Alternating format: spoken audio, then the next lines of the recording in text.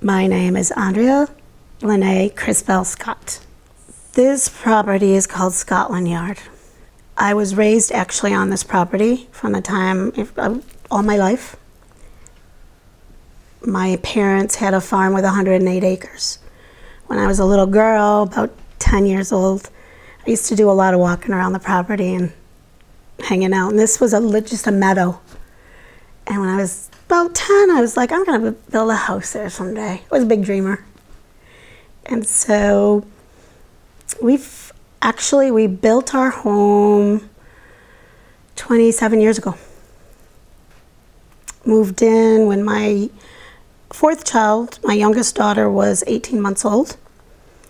We built the house out of logs from the woods in the back. We had no running water, no electricity, and we didn't have any electricity for 3 years.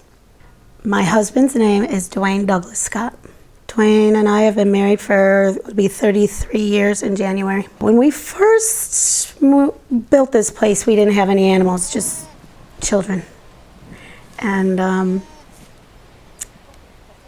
I remember traveling to Puerto Rico, to the island of Vieques, and one morning, a rooster woke us up at the crack of dawn.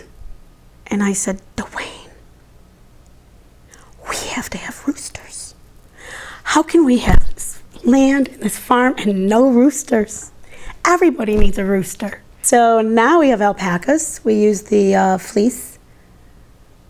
We shear them and use the fleece, and I have alpaca yarn now. I'm learning how to spin. Yeah, we had at one time 30 alpacas, and now we're down to 11, which is a nice number.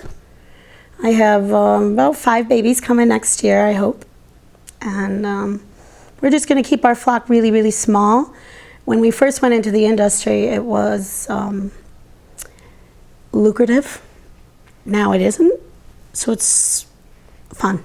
It's fun to breed them and to have the little babies running around. So my sons and my husband have been avid hunters. My husband, for as long as I can remember, he was a bow hunter. And we eat everything that we hunt. We believe that is very important. So we consume the meat. I don't buy red meat.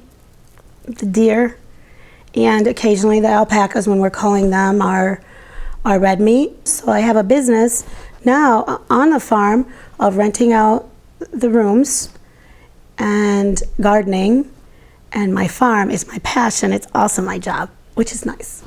So do you call your passions your hobby? I don't know. But I say if you love what you do, you never have a job, right? So I love my life. It's great. I would like to say that our relationship as a family and as a community with the Lord is very, and our spiritual life is a very important part of our ability to have this kind of a community and our love for one another. It's a very big part of who we are as a people.